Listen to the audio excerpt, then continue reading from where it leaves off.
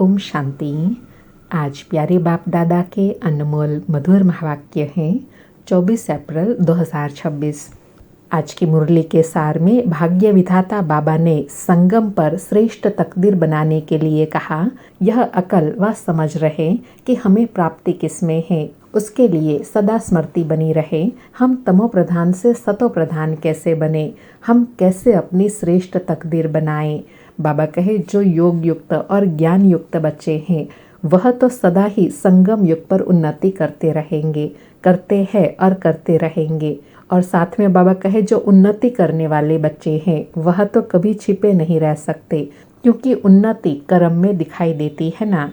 और आज की गीत की स्मृति दिलाते कहा कि बच्चे गाते हैं, मरना तेरी गली, जीना तेरी गली, मरने के बाद चर्चा भी तेरी गली। तो बाबा कहे, अभी तुम बच्चे जीते जी गले का हार बनने आए हो, अर्थात मूल वतन में जाई बाबा के घर में रहने के लिए पुरुषार्थ करते हो। अब बाबा स्वयं आकर अपने साथ ले जाते हैं। और सर्विसेबल बच्चों के लिए कहा कि जो अच्छा योग युक्त ज्ञान युक्त होगा वह सर्विस भी अच्छा करता रहेगा, पढ़ाई में सदैव उन्नति होती रहती है। फिर पढ़ाई और धारणा के लिए कहा कि बाप समझाते रहते हैं, पढ़ाई तो बहुत सहज है, कर्म भी करना है, रहना भी मित्र संबंधियों के साथ पुरानी दुनिया में है, वहाँ रहकर मेहनत करनी है। फिर और महिमा बताते कहा कि गृहस्थ में रहने वाले बच्चे बहुत अच्छी बहादुरी दिखा सकते हैं, उनको महावीर कहा जाता है, जो गृहस्थ व्यवहार में रहकर कमल फूल समान बनकर दिखाए। और विशेष कन्याओं के लिए कहा कि बाकी कन्याओं के लिए तो बाबा कहते हैं कि तुम इस ईश्वरीय सर्विस में लग जाओ। कन्या 100 ब्राह्मणों से उत्तम गिनी जाती है। कन्या वह जो 21 कुल का उद्धार करे, ज्ञान के बाण मारे। फिर बंधेली आत्माओं के लिए कहा कि आगे चल उन्हों का भी बंधन खलास हो जाएगा, सर्विस तो करनी है ना। कई सर्विस करने वाले बच्चे बाप दादा के दिल पर चढ़े हुए हैं, जो हजारों का कल्याण कर रहे हैं। तो ऐसे सर्विसेबल बच्चों पर बाप दादा की आशीर्वाद भी आती रहेंगी, वे दिल पर चढ़े रहेंगे। जो दिल पर है वही तख्त पर बैठेंगे। सुनते हैं प्यारे बाप दादा के अनमोल मधुर महावाक्य। आज बाबा कहे, मीठे बच्चे अब वापस घर जाना है, इसलिए देह भान को भूल अपने को अशरीरी आत्मा समझो, सबसे ममत्व मिटा दो। आज मुरली से प्रश्न है, संगम युग पर तुम बच्चे बाप से कौन सा अकल सीखते हो। उत्तर में बाबा कहे, तमो प्रधान से सतो प्रधान कैसे बने, अपनी तकदीर ऊंची कैसे बनाए, यह अकल अभी ही तुम सीखते हो। जो जितना योग युक्त और ज्ञान युक्त बने हैं उनकी उतनी उन्नति होती रहती है। उन्नति करने वाले बच्चे कभी भी छिप नहीं सकते। बाप हर एक बच्चे की एक्ट से समझते हैं कि कौन सा बच्चा अपनी ऊंची तकदीर बना रहा है। आज मुरली में गीत बजा, मरना तेरी गली, जीना तेरी गली, मरने के बाद चर्चा भी तेरी गली। ओम शांति। सब बच्चों ने यह गीत सुना। बच्चे कहने से सर्व सेंटर के बच्चे जान जाते हैं कि बाबा हम ब्राह्मणों के लिए कहते हैं कि बच्चे यह गीत सुना, जीते जी गले का हार बनने के लिए, अर्थात मूल वतन में जाई बाबा के घर में रहने के लिए। वह परम धाम श्री बाबा का घर है ना, जिसमें सब सालिग्राम रहते हैं। बच्चे ब्राह्मण कुलभूषण स्वदर्शन चक्रधारी जानते हैं कि बरोबर वही बाबा आए हुए हैं। कहते हैं, अभी तुमको अशरीरी बनना है, अर्थात देह के भान को भूलना है। यह पुरानी दुनिया तो मिट जाएंगी, इस शरीर को तो छोड़ना है, अर्थात सबको छोड़ना है, क्योंकि यह दुनिया ही खत्म होनी है। तो अब चलना है वापस घर। सभी बच्चों को अब खुशी होती है, क्योंकि आधा कल्प घर जाने के लिए बहुत धक्के खाए हैं, परंतु रास्ता मिला नहीं और ही भक्ति मार्ग का चहचहाट अर्थात दिखावा देख मनुष्य फंस पड़े हैं।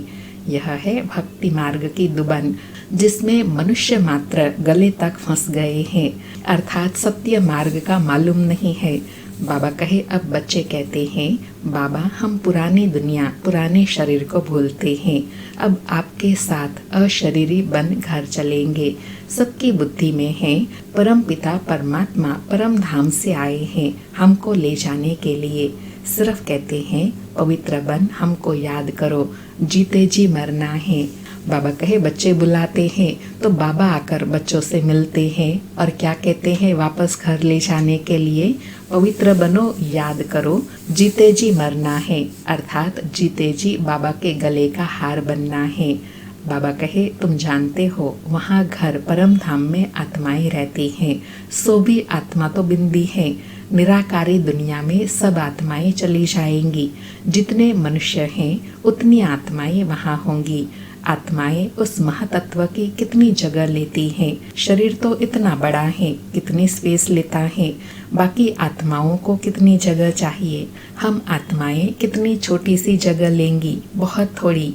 बच्चों को यह सब बातें बाबा द्वारा सुनने का सौभाग्य अभी मिलता है। बाबा नशा दिला रहे हैं कि यह सारे ज्ञान की गुह्य गुह्य बातें, ज्ञान की स्मृतियाँ अभी बाबा बच्चों को दिलाते हैं सन्मुख आकर। बाबा कहे बाप ही बतलाते हैं कि तुम नंगे बिना शरीर के आए थे, फिर शरीर धारण कर पार्ट बजाया, अब फिर जीते जी मरना है, सबको जाना है। बाप आकर मरना सिखलाते हैं, कहते हैं अपने बाप को अपने घर को याद करो, खूब पुरुषार्थ करो। योग में रहने से पाप नाश होंगे, फिर आत्मा तमो प्रधान से सतो प्रधान बन जाएंगी।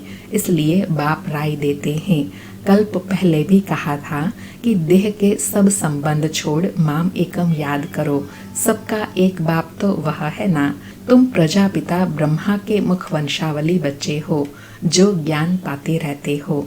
शिव के बच्चे तो हो ही, यह तो सबको निश्चय है। कौन सा? कि हम भगवान के बच्चे हैं। बाबा कहे मनुष्य को यह तो निश्चय है, वह समझते हैं कि हम भगवान के बच्चे हैं, परंतु उनके नाम रूप देश काल को भूलने के कारण भगवान से किसी का भी इतना लव नहीं रहता है, किसी को दोष नहीं देते हैं। यह भी ड्रामा में नोंद है। बाप समझाते हैं तुम आत्मा कितनी छोटी बूंदी हो, उसमें 84 जन्मों का पार्ट नोंदा हुआ है। कितना वंडर है, आत्मा कैसे शरीर लेकर पार्ट बजाती है। अभी तुमको बेहद के पार्ट का पता पड़ा है। यह ज्ञान और कोई को नहीं है। तुम भी देह अभिमानी थे, अभी कितना पलटा खाया है, वह भी हर एक की तकदीर पर है। बाबा कहे पुरुषार्थ भी हर एक की तकदीर पर है। कल्प पहले वही तकदीर का अब साक्षात्कार हो रहा है। दुनिया में कितने ढेर मनुष्य हैं, हर एक की अपनी तकदीर है। जैसा जैसा जिसने कर्म किया है उस अनुसार दुखी सुखी साहूकार गरीब बनते हैं, बनती आत्मा है। बाबा कहे आत्मा कैसे सुख में आती है फिर दुख में आती है, यह बाप बैठ समझाते हैं। तमो प्रधान से सतो प्रधान बनने का अकल बाप ही सिखलाते हैं। कल्प पहले मुआफिक जितना जिसने अकल पाया है उतना ही अब पा रहे हैं। पिछाड़ी तक हर एक की तकदीर को समझ जाएंगे, फिर कहेंगे कल्प कल्प ऐसे ही हर एक की तकदीर रहेंगी। जो अच्छा योग युक्त ज्ञान युक्त होगा वह सर्विस भी करता रहेगा, पढ़ाई में सदैव उन्नति होती रहेंगी। अंडरलाइन बाबा कहे जो अच्छा योग युक्त ज्ञान युक्त सर्विसेबल बच्चे हैं वह पढ़ाई में सदैव उन्नति करते रहेंगे। बाबा कहे कोई बच्चे जल्दी उन्नति को पा लेते हैं, कोई बहुत माथा खपाते हैं, यहाँ भी ऐसे हैं। कल्प पहले मुआफिक जो जो उन्नति करते हैं वह छिपे नहीं रह सकते। बाप तो जानते हैं ना, सबका कनेक्शन शिव बाबा से है। यह भी बच्चों की एक्ट देख समझ जाते हैं, तो वह भी देखते हैं इनसे भल कोई छिपाए, परंतु शिव बाबा से तो छिपा नहीं सकेंगे। भक्ति मार्ग में ही परमात्मा से नहीं छिपा सकते, तो ज्ञान मार्ग में कैसे छिपा सकते। बाप समझाते रहते हैं पढ़ाई तो बहुत सहज है, कर्म भी करना है, रहना भी मित्र संबंधियों के साथ पुरानी दुनिया में है। वहाँ रहकर मेहनत करनी है, यहाँ रहकर पुरुषार्थ करने वालों से वहाँ घर में रहे पुरुषार्थ करने वाले तीखे हो सकते हैं। अगर ऐसी लगन हो तो बाबा कहे यहाँ मूल बात है लगन की। रहो भल कहाँ पर भी, लेकिन इतनी लगन हो तो कहाँ भी रहकर ऊंच पद पा सकते हैं। बाबा कहे शास्त्रों में अर्जुन और भील का मिसाल है ना। भल भील बाहर का रहने वाला था, लेकिन अभ्यास से वह अर्जुन से भी तीर चलाने में होशियार हो गया। तो गृहस्थ व्यवहार में रहे कमल फूल समान रहना है। यह भी तुम मिसाल देखेंगे। गृहस्थ व्यवहार में रहे बहुत अच्छी सर्विस कर सकते हैं। वह जास्ती वृद्धि को पाते रहेंगे। यहाँ रहने वालों को भी माया छोड़ती नहीं है। ऐसे नहीं कि बाबा के पास आने से छूट जाते हैं। नहीं, हर एक का अपना अपना पुरुषार्थ है। गृहस्थ व्यवहार में रहने वाले यहाँ रहने वालों से अच्छा पुरुषार्थ कर सकते हैं। बहुत अच्छी बहादुरी दिखा सकते हैं। उनको ही महावीर कहा जाता है, जो गृहस्थ व्यवहार में रहकर कमल फूल समान बनकर दिखाए। कहेंगे कि बाबा आपने तो छोड़ा है। बाबा कहते हैं हमने कहाँ छोड़ा है, मुझे ही छोड़कर गए हैं। बाबा तो किसी को भी छोड़ नहीं आए। घर में और ही बच्चे आ गए। बाकी कन्याओं के लिए तो बाबा कहते हैं तुम यह ईश्वरीय सर्विस करो। यह भी बाबा है, वह भी बाबा है। कुमार भी बहुत आए, लेकिन चल न सके। कन्याएं फिर भी अच्छी हैं। कन्या 100 ब्राह्मणों से उत्तम गिनी जाती है। तो कन्या वह जो 21 कुल का उद्धार करे, ज्ञान के बाण मारे। बाकी जो गृहस्थ व्यवहार में रहे वह भी बीके ठहरे। आगे चल उन्हों का भी बंधन खलास हो जाएगा। सर्विस तो करनी है ना। कई सर्विस करने वाले बच्चे बाप दादा के दिल पर चढ़े हुए हैं, जो हजारों का कल्याण कर रहे हैं। तो ऐसे सर्विसेबल बच्चों पर आशीर्वाद भी आती रहेंगी। वे दिल पर चढ़े रहेंगे। अंडरलाइन, बाबा कहे बाबा के दिल पर कौन चढ़े रहेंगे? जो अपना और अनेकों का कल्याण करते हैं, उनको बाबा की आशीर्वाद भी मिलती रहती है। बाबा कहे जो दिल पर है वही तखत पर बैठेंगे। बाबा कहते हैं आपस में मिलकर युक्ति रचते रहो, सबको मार्ग दिखाने की। चित्र भी बनते रहते हैं। यह सब प्रैक्टिकल बातें हैं।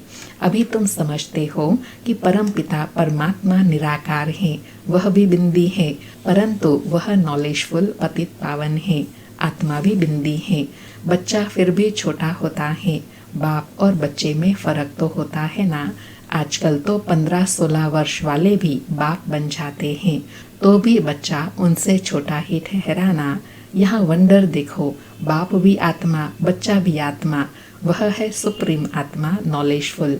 बाकी सब अपनी पढ़ाई अनुसार नीच व ऊंच पद पाते हैं। सारा मदार है पढ़ाई पर। अच्छा कर्म करने से ऊंच पद पा लेते हैं। अभी तुम बच्चों को सृष्टि के आदि मध्य अंत का ज्ञान है। स्वर्ग में सिर्फ भारत ही था और कोई खंड नहीं था। तो छोटी न्यू इंडिया में अपना स्वर्ग दिखाए। जैसे द्वारिका नाम नहीं, लक्ष्मी नारायण की डिनाइस्टी का राज्य लिखना चाहिए। बुद्धि भी कहती है सतयुग में पहले डीटी डिनाइस्टी का राज्य होगा। उनके गांव होंगे, छोटे छोटे इलाके होंगे। यह भी विचार सागर मंथन करना है। बाबा कहे खुशी में रहने के लिए यह भी विचार सागर मंथन कर सकते हैं कि हम सतयुग में कैसे रहेंगे, वह सतयुग में देवी देवताएं कैसे रहते होंगे। बाबा कहे साथ साथ शिव बाबा से बुद्धि का योग भी लगाना है।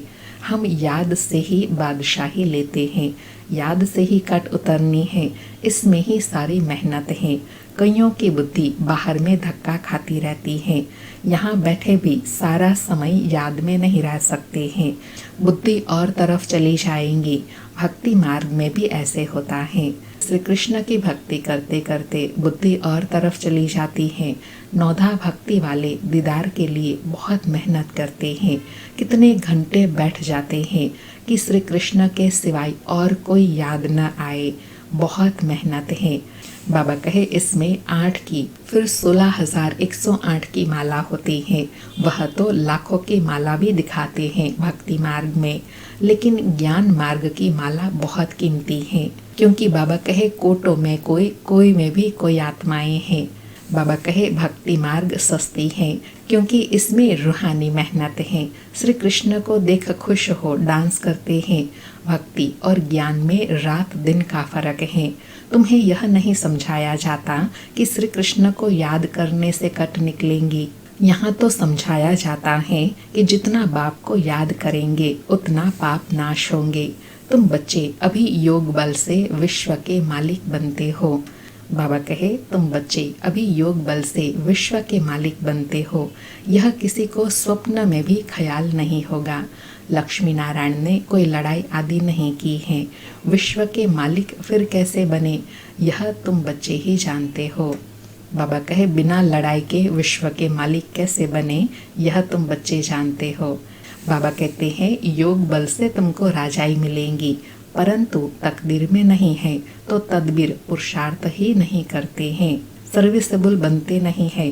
बाबा तो डायरेक्शन देते रहते हैं कि ऐसे ऐसे प्रदर्शनी करो, कम से कम 150-200 प्रदर्शनियाँ एक दिन में हो जाए। अंडरलाइन, बाबा कहे इतनी सेवा करनी है जो कम से कम 150-200 प्रदर्शनियाँ एक दिन में हो जाए। बाबा कहे गांव गांव में चक्र लगाओ, जितने सेंटर उतनी प्रदर्शनियाँ। एक एक सेंटर पर प्रदर्शनी होने से समझाने में सहज हो जाएगा। सेंटर भी दिन प्रतिदिन बड़े होते जाएंगे। जो चित्र आदि भी रख सके, चित्रों की भी इन्वेंशन निकलती रहती हैं। वैकुंठ का चित्र खूबसूरत महलों आदि के भारत का बनाना चाहिए। आगे चल समझाने के लिए अच्छे अच्छे चित्र निकलते जाएंगे।